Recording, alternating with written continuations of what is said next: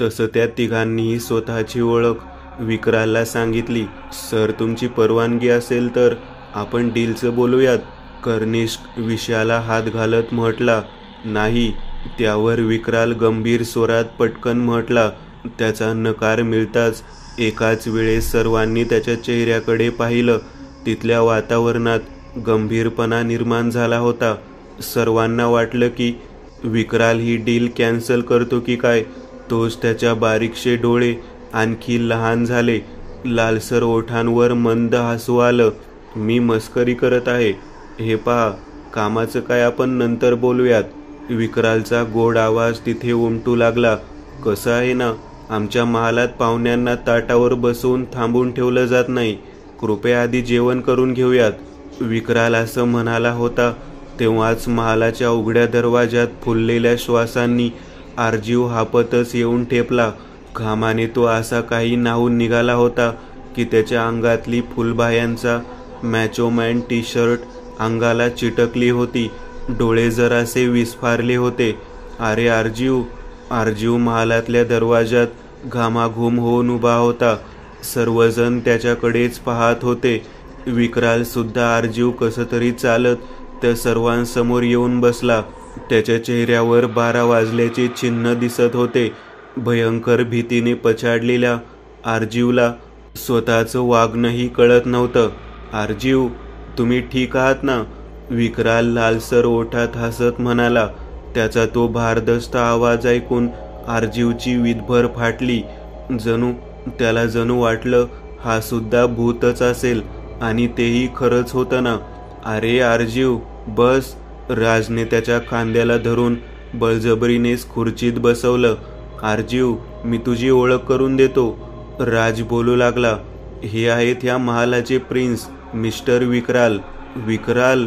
आरजीव खुर्चीतून खाडकन खालून कोणी पेन टोचावं तसं उठून बसला. त्याचं वागणं जरासं सर्वांना विचित्रच वाटलं. निशाचर आहे तो विक्राल. चोखून चोखून खातील तुला. पळून जा इथून. आरजीवच्या कानात त्या मुलीचे वाक्य घुमू लागले. तो तसाच पुतळ्यासारखा उभा राहिला. हाय! विक्रालने हात पुढे केला, पण आरजीव मात्र पुतळ्यासारखा शून्यात उभा होता. तसं राजनेच बळजबरीने आरजीवचं आणि विक्रालचं हँडशेक केलं. आरजीवची तंद्री लागलेल्या मेंदूला हातात बर्फाचा तुकडा ठेवल्यासारखी जाणीव झाली. तसा त्याने खडबडून जाग आल्यासारखं करत हाताकडे पाहिलं. तो पांढरा फट्ट हात त्याने कोणाचा आहे हे पाहण्यासाठी काळ्या कोटच्या फुलबाईवरून एक नजर थेट वर टाकली आणि त्याला विक्राल राखाडीत चुना पोतलेला चेहरा दिसला. त्याने झटकन आपला हात झटकला. जणू हातावर काही विषारी जनावर बसलं असावं. त्याच्या डोळ्यात विक्रालने पाहिलं, परंतु तेव्हाच आरजीवने खुर्चीत बसतान मांडलं. तो एकटक खाली मान घालून बसला होता. जर आरजीवने 5 सेकंदाकरिताही विक्रालच्या डोळ्यात पाहिलं असतं तर निशाचर विक्रालला त्याच्या अमानवीय शक्तीमार्फत आरजीवच्या डोळ्यातून मेंदूत लपलेली भीती दिसली असती. सर, तुम्ही जास्त विचार नका करू. तो नवीन माणसांशी बोलायला लाजतो. लाजरट आहे जरा. राजने जराशी खरी पण थोडीशी ककोटी असलेली थाप मारली. त्यावर विक्राल फक्त गालात हसला. त्याच्या टोकदार नाकामधून आरजीवच्या शरीराला सुटलेल्या घामाचा वास आत जात होता आणि त्या घामात लपलेल्या विशिष्ट गंधातून त्याला तो तरुण कमालीचा भेदरला आहे हे कळून चुकलं होतं. विक्रालला कमालीचा संशय दाटून आला होता. त्या तरुणाचं वागणं त्याच्या डोळ्यांच्या कड्यांमध्ये संशयाचं रूप घ्यायला सुरुवात केली होती. विक्रालने उजव्या हाताची तर्जनी तोंडावर ठेवली. मग तो एकटक आरजीवकडे पाहू लागला. त्या तरुणाला ह्या महालात घडणाऱ्या काळ्या कारनाम्यांची चाहूल लागली असेल तर, त्याला हे माहिती झालं असेल तर की ह्या महालात निशाचर वावरत आहेत. विक्रालच्या अंधाऱ्या अशुद्ध मनात प्रश्नांनी काहूर माजवलं होतं. तेव्हाच त्याला काहीतरी जाणवलं. कर्निष्क, कंतनिया त्याच्याकडेच पाहत आहेत, तर डाव्या बाजूला बसलेली सोनू त्याच लाजऱ्या चेहऱ्याने त्याच्याकडे हसत पाहत होती. तसं तो काहीसा गोंधळला. तर्जनी ओठांजवळून काढत त्याने सर्वांकडे गालात हसत पाहिलं. त्याच्या बारीकशा डोळ्यातली लकाकी त्या उजेडात जराशी चमकली. माफ करा, तुम्ही जेवायला सुरुवात करा, नाहीतर तुमचं रक्त थंड होईल ना. काय? राज न समजून म्हणाला. तसे विक्रालच्या चेहऱ्यावर जरासे गोंधळलेले भाव उमटले. आपण काय बोलून गेलो हे समजल्यावर त्याने चौघांवर एक कटाक्ष टाकला. तेव्हा अर्जीव तिरकस नजरेने त्याच्याकडे पाहताना त्याच्या नजरेस पडला. पण जशी नजरानजर झाली, अर्जीवने पुन्हा खाली पाहिलं. नाही म्हणजे इथे हॉलमधल्या एसीचा थंडावा खूप जास्त आहे ना, तुम्हाला थंडी वाजू शकते. ओ असं. सोनू पुन्हा हसली. ती जरा जास्तच विक्रालकडे पाहत होती. त्याच्या शापीस सुंदरतेने तिला संमोहन घातलं होतं. यात नवल असं काहीच नव्हतं. हो ना, जरा जास्तच थंड आहे वातावरण, कर्निष्कने असं म्हणतच डायनिंग टेबलाखालून कंतनियाचा हात हाती धरला. तशी ती लाजलीच, पण आम्हाला सवय आहे. यावेळेस विक्रालने थेट आरजीवकडे पाहिलं. तेव्हाच आरजीवची भेदरलेल्या तिरकस नजरेला त्याची ती लकाकती नजर थेट डोळ्यांतून काळी चिरत आत घुसली. यू आर जोकिंग हा सर. सोनूने हसत विक्रालकडे पाहिलं. तसं त्यानेही तेच गालात हसत तिला प्रत्युत्तर दिलं. Please start. विक्रालने पुन्हा आग्रह केला. सर तुम्ही? कर्निष्कने विचारलं. हो, आमची स्पेशल डिश येतेय. विक्रालच्या वाक्यावर सर्वांनी आपापल्या डिशमध्ये काही पदार्थ घ्यायला सुरुवात केली व तेच खाऊ लागले. आरजीवने एका काट्या चमच्यात चिकनचं पीस अडकवून तोंडात टाकलं व बळजबरीनेच खाऊ लागला. त्याची तर भूकच उडाली होती. राज मात्र महिनाभर उपाशी असलेल्या कुत्र्यासारखं खात होता. 2 घासात एक चपाती तो संपवून टाकत होता. तेव्हाच भानुदास हातात एक गोल सोनेरी रंगाची थाळी घेऊन आला. त्या थाळीत एक पारदर्शक काचेचं जग होतं. त्या जगात लाल द्रव होतं. रक्त की लाल दारू. भानुदास विक्रालपाशी पोहोचला. त्याने थाळी डायनिंग टेबलवर ठेवली. थाळीत जगाबाजूलाच 6 काचेचे ग्लास होते. सर्वजण त्या जगात असलेल्या लाल द्रव्याला पाहत होते. भानुदासने 6 ग्लास त्या लाल द्रव्याने भरले. प्रत्येकासमोर एक एक ग्लास ठेवलं. काय आहे हे? कर्निष्कने हातात तो ग्लास घेत विचारलं. बाकीचेही त्या जगमध्ये असलेल्या लाल द्रव्याला पाहत होते. अर्जीव मात्र त्या काचेच्या लाल द्रव्यातल्या रंगाकडे शून्य नजर लावून बसला होता. त्याची हालचाल होत नव्हती. हे रक्त आहे. विक्रालच्या वाक्यावर तिथे क्षणात गंभीर शांतता पसरली. रक्त. कंतनियाचा कापरा स्वर. तिने हलके चावंडा गिळून विक्रालकडे पाहिलं. त्याच्या ओठांवर हसू उमटलं होतं. I am just joking. ही विदेशी ब्रँडेड लाल दारू आहे आणि आम्हाला हिची चव खूप आवडते. विक्रालने तो लाल रंगाचा ग्लास उचलून धरला. बाकीच्यांनीही तसंच केलं. अर्जीव मात्र त्या ग्लासातल्या लाल रंगाकडे एकटक पाहत होता. त्या लाल रंगात त्याला निशाचरांनी डसलेल्या, संक्रमित केलेल्या पुरुष स्त्रियांचा खून केलेली चित्रफीत दिसत होती. अर्जीव. राजने त्याला खांद्याला हलवत डिवचलं. तो भानावर आला. आजूबाजूला पाहिलं तर सर्वजण चिअर्ससाठी हवेत ग्लास धरून त्याच्यासाठी थांबले होते. त्यानेही ग्लास उचललं. चिअर्स. सर्वांचे स्वर. विक्रालने ओठांवर कुत्सित हास्य आणत हलकेच ग्लास तोंडाला लावलं व अर्जीवकडे पाहू लागला. अर्जीवने ग्लास तोंडाला लावून एक घोट घेतला. तसं त्या द्रवाची ती पांचट चव, तो रक्तासारखा वास पोटात जाताच त्याला मळमळून आलं. त्याला ओकारी येत होती. अर्जीव. अरे काय होतंय? राजने त्याच्या पाठीवर हात फिरवायला सुरुवात केली. तोच अर्जीव खुर्चीवरून उठला व थेट धावत महालाच्या दरवाजातून बाहेर पडला. मी आलोच. राज सुद्धा अर्जीवच्या मागे महालाच्या दरवाजातून बाहेर निघून गेला. विक्रालने भानुदासकडे रोखून पाहिलं व मान जराशी हलवत बाहेर जायचा इशारा केला. तसं भानुदासने इशारा समजल्यासारखं करत तोही जिन्याच्या पुढे असलेल्या दरवाजातून निघून गेला. राज मला त्या कबरीजवळ. अर्जीवने असं बोलत राजला सर्वच्या सर्व कथानक जसंच्या तसं कळवलं. त्याच्या तोंडून निघणारा एकनी एक शब्द व त्या शब्दासरशी चेहऱ्यावर बदलणारे भाव राज सर्व काही विस्फारलेल्या डोळ्यांनी ऐकत होता.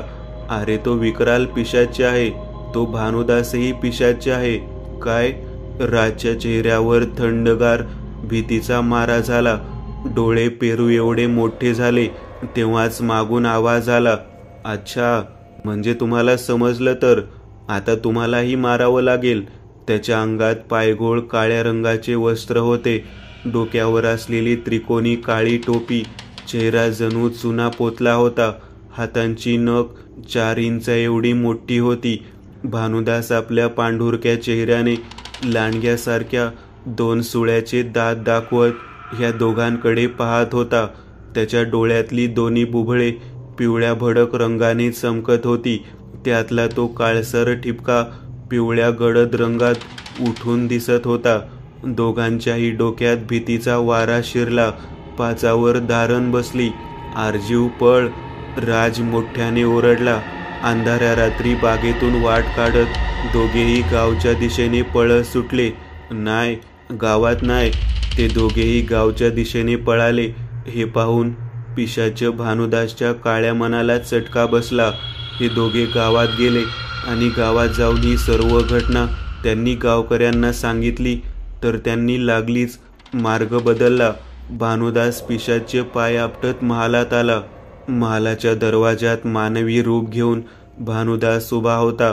काही वेळा अगोदर त्याच्या अंगात असलेले काळे वस्त्र अमानवीय शक्तीने गायब झाले होते किंवा सामान्य मानवी नजरेस ते दिसत नसावेत. भानुदासचा आवाज येताच अचानकच कर्निष्क, कंतनिया, सोनू तिघांनीही वळून दरवाजात पाहिलं. भानुदासचा बिथरलेला, घाबरट घामेजलेला चेहरा, वाढलेले श्वास पाहून विक्रालने तोंडापाशी नेलेला लाल दारूचा ग्लास तसाच थांबवला. काय? विक्रालने एक भुवई उंचवली. त्याच्या आवाजात कमालीची जरब होती. त्या बारीकशा पाणीदार डोळ्यांना आपल्याकडे रोखून पाहताना भानुदासची मान केलेल्या चुकीने खाली झुकली. ते पळाले गावच्या दिशेने. भानुदासचा आवाज, काय? कोण पळाले? सोनू जागेवरून उठली. राज, आरजीव, सर काय चाललंय हे? आम्हाला समजेल का? काय बोलतोय हा? कर्निष्कने जरा नरमाईने विचारलं. विक्राल फक्त भानुदासकडे खाऊकी गिळू ह्या नजरेने पाहत होता. भानुदासची एवढी अवकात नव्हती की तो त्याच्या मालकाच्या नजरेस नजर मिळवेल.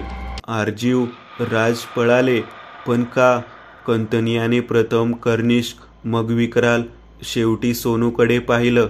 मग अंतिम क्षणाला सोनू, कंतनिया दोघींनी एकदाच भानुदासकडे पाहिलं. तो फक्त खाली मान घालून उभा होता. मला वाटतं आपण त्यांना शोधायला हवं. चला. कर्निष्क जागेवरून उठला. खुर्चीला वळसा घालत तो पुढे जाऊ लागला. त्याच्या मागूनच कंतनिया, सोनू दोघेही निघाल्या. विक्राल एकटक खाली पाहत आपले दोन्ही डोळे डावीकडून उजवीकडे वेगाने फिरवत होता. त्याच्या डोक्यात एकाच क्षणाला विचार, प्रश्न आणि पुढची प्लॅनिंग सुरू होती. ती 2 पोरं इतक्यात गावात पोहोचली नसतील, पण पोहोचल्यावर त्या दोघांना आमच्याबद्दल माहीत झालं आहे. म्हणजे ती पोर गावकऱ्यांना सर्व काही सांगून नक्कीच इकडे घेऊन येणार. थांबव त्यांना.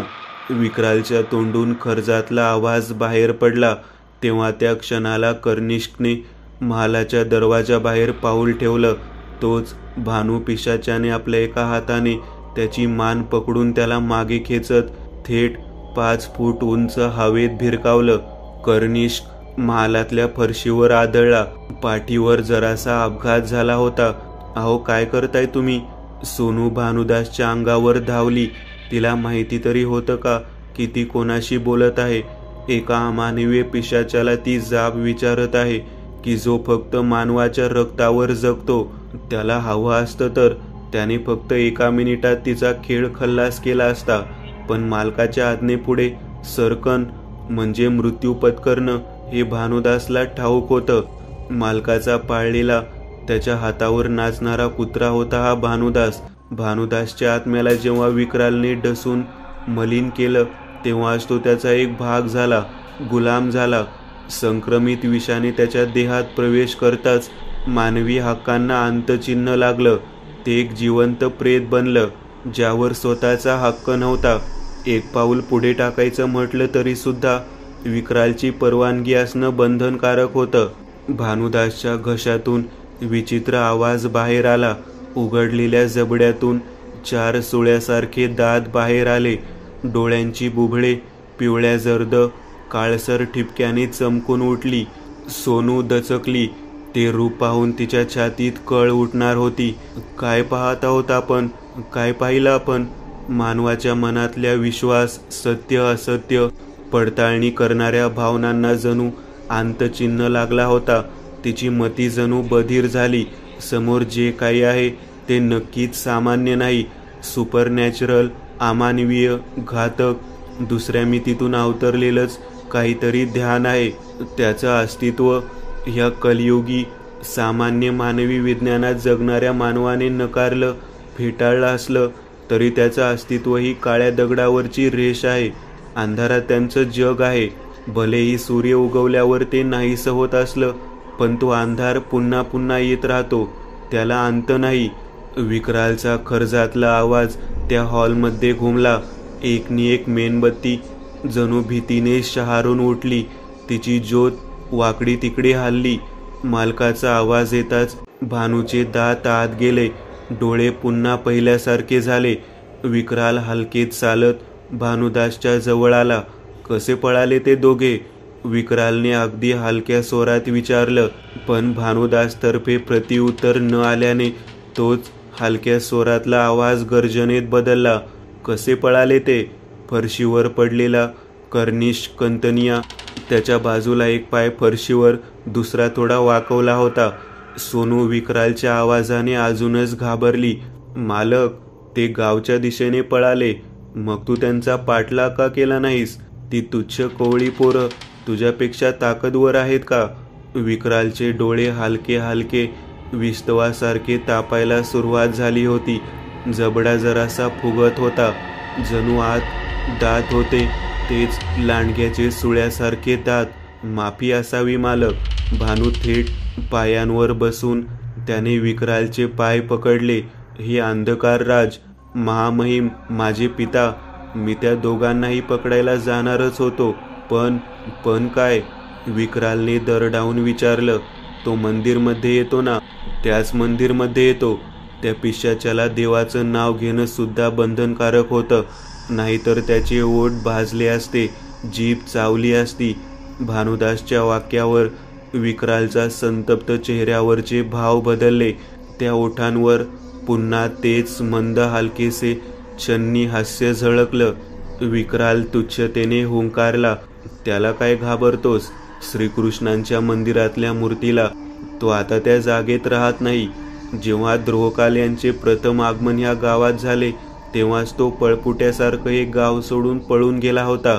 तो म्हणजे कोण? सोनूने विक्रालला विचारलं. विक्रालने गिरकी घेत कर्निश, कंतनिया, सोनू ह्या तिघांकडे पाहिलं. तो म्हणजे तुमचा देव, कृष्ण. विक्राल तुच्छतेनेच म्हणाला. तुमचा देव म्हणजे तुम्ही माणूस नाहीत का? कर्निशने विचारलं. माणूस? मी? विक्राल खांदे उडवत हसू लागला. माणूस नाहीये मी. मग कोण आहात तुम्ही? पाहायचंय? विक्रालने कटाक्ष त्या सर्वांवर टाकला. त्या तिघांचा चेहरा भीतीने ओढला ताणला गेला होता. घशाला कोरड पडली होती.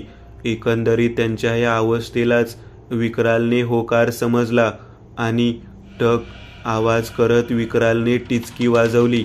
त्याच्या तर्जनी अंगठ्याच्या स्पर्शातून काळसर धुळीकण बाहेर पडली. काही काळ हवेत वाकड्या तिकड्या रेघांनी फिरून त्या धुळीकणांनी थेट वेगाने विक्रालच्या ठीक छातीच्या मधोमध प्रयाण केलं.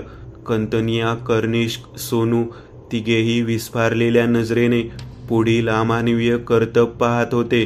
त्या तिघांचीही हृदयाची धडधड होत होती. तो आवाज त्यांच्याच कानी पडत होता. विक्रालच्या अवतीभोवती काळसर धुराचा एक मोठा वर्तुळ निर्माण झालेला. त्याची आकृती त्या काळसर धुराने आपल्या आत सामावून घेतली होती.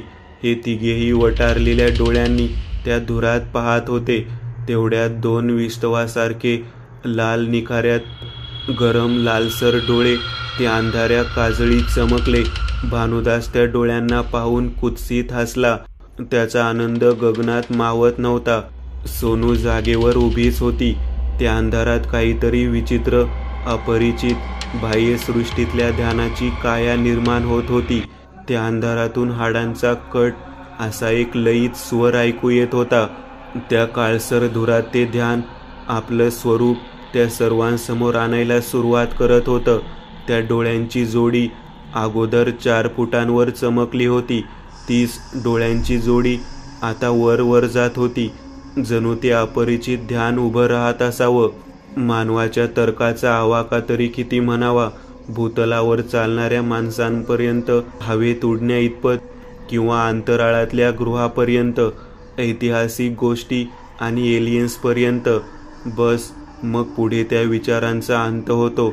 मानवी विचार, तर्क, सामान्य विज्ञान जोपासणाऱ्या नवमानवाच्या बुद्धीत भूत, प्रेत, पिशाच ही केवळ एक थोतांड संज्ञा आहे. हेच एक ठाम मत आहे. त्यांच्या मते जमिनीवर चालणाऱ्या ते हवेत उडणाऱ्या पक्ष्यांपर्यंतचं जग आहे. ह्यापुढे काहीही अस्तित्वात नाही. सूर्य अस्ताला गेला, अंधार पडला की लाईट लावून जगायचं.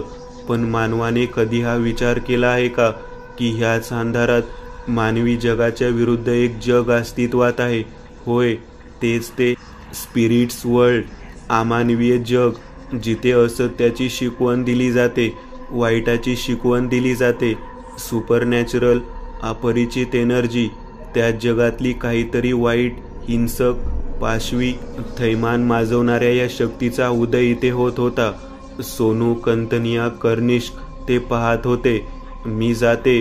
सोनू स्वतःशीच वेड्यासारखी बरळत महालाच्या दरवाजाच्या दिशेने जाऊ लागली. पुढचं ते अघोरी दृश्य पाहून तिची अशी काही वाचा बसलेली की तिच्या हालचाली अक्षरशः अनियंत्रित होत्या. नो सोना, नो. कंतनिया सोनूच्या पुढे पुढे जाणाऱ्या आकृतीकडे तर कधी त्या काळसर धुराच्या गोळ्यात पाहत होती. त्या धुरातून नक्कीच काहीतरी भयान बाहेर येणार होतं. जे दृश्य आपले डोळे पाहतील, हो, पण मन पेलू शकेल का? मी जाते, मी जाते. असंच काहीतरी एकापाठोपाठ बरळत तिने महालाची चौकट ओलांडली. एक विचित्र असा ढग फाटल्यासारखा चित्कार ऐकू आला. कंतनिया, कर्निष्क दोघांनी विस्फारलेल्या नजरेने त्या धुरात पाहिलं. तेव्हाच एक मोठं गोलसर वटवाघुळाचं तोंड प्रथम त्या धुरातून बाहेर आलं. डोक्यावर काळे केस चोपून मागे बसवले होते. टोकदार सशासारखे कान होते. नाकात नाक नपटं होतं. जबड्यातून 4 सुळे बाहेर आलेले, जे रक्ताची चटक भागवत. डोक्यांवर 2 हात आले. त्या बलदंड हातांना 2 पंख होते. पंखापासून खाली फुगीर छाती होती. त्यावर काळसर पांढरी फिकट कातडी. असं ते 5.5 फूट विचित्र ध्यान लालसर मण्यांचे डोळे चमकवत हवेत उडत महालाच्या दरवाजातून बाहेर निघून गेलं.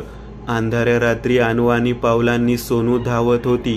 तिच्या चेहऱ्यावर कमालीची भीती दाटून आलेली दिसत होती. धावताना कधी मागे तर कधी पुढे असं ती पाहत होती. तिची विस्फारलेली नजर काहीतरी शोधत होती. पण काय बरे? आणि ते शोधक नक्कीच चांगलं नव्हतं. तिच्या विस्फारलेल्या नजरेत आपला पाठलाग करणाऱ्या शत्रूबद्दल कमालीची भय भीती होती. असं वाटत होतं की ते जे काही पिच्छा करत होतं ते तिचा जीव घेणार आहे. म्हणून ती त्याच्यापासून जितकं दूर जाता येईल तितक्या वेगाने जोरात धावत होती. अंतर सारत होती. तिच्या छातीचे ठोके धावून धावून वेगाने धडधडत होते. त्या ठोक्यांचा आवाज बंदुकीच्या गोळ्यांसारखा धाड धाड असा ऐकू येत होता. आकाशात उमटलेला चंद्र निळसर प्रकाश फेकत होता. त्या निळसर प्रकाशाने आज विषारी रंग धारण केला होता. जमिनीवरच्या मातीला काळसर प्रतिमा दिली होती. खाली मातीत पाहता किडे, सर्प, विंचू, आळ्या वळवळत आहेत असं वाटत होतं. तो अमानवीय शक्तीने निर्माण केलेला भास होता. पण जेव्हा त्या बिचारीच्या नजरेस हे भयावमय दृश्य दिसले, तिच्या पोटात भीतीचा गोळा निर्माण झाला. छातीत धस झाले. त्याच जमिनीवर एका दगडाला ठेच काढून ती निपचित पडली. बेशुद्ध नगरीत हरवली. 2 अजस्त्र काळेकुट्ट केसाळ अमानवीय पायांचे पंजे तिच्या देहापासून 10 पावलांवर हवेतून खाली आले. जमिनीवरची तपकिरी माती त्या पावलांनी हवेत उडाली. त्याचा आकार मानवी कल्पनेच्या वर्तुळाजवळ बसत नव्हता. काय हिडीसपणाचं ध्यान होतं ते, काय अभद्र होतं ते. वटवाघुळासारखं थोबाड, ते पिवळ्या मण्यांचे घातकी टपोरे डोळे, तोंडातून 4-1 इंचा एवढे सुळ्यासारखे दात बाहेर आलेले. एका वटवाघुळासारखं ध्यान होतं ते. फक्त फरक एवढाच की हे माणसाच्या उंची एवढं काहीतरी वेगळं, अतर्कनीय होतं, अमानवीय होतं. मानवी कल्पनेची थेर उडवणारं भकास असं श्रापित रूपी. हे असल्या अभद्राला पाहून ती सेनोरिटा उर्फ सोनू पळाली होती. नाहीतर आजच्या मुलींनाही चांगल्याच कराट्या येतात की, नाही का? पण हे असल्या ध्यानासमोर कोणाची हिंमत टिकेल तर ना? जुन्या पुराण्या पंखांचं घरघर आवाज यावा तसं त्याच्या घशातून तो विचित्र आवाज निघाला होता. सावज मिळाल्याने ते ध्यान आनंदित झालं होतं वाटतं. विक्रालने त्या 4 फूट पोरीला दोन्ही हातांनी कापसाच्या पुंजक्यासारखी उचलली व दोन्ही पंख फडफडवत आकाशात उडाला. त्याची काळसर आकृती आकाशातून उडत पुढे जाताना दिसत होती.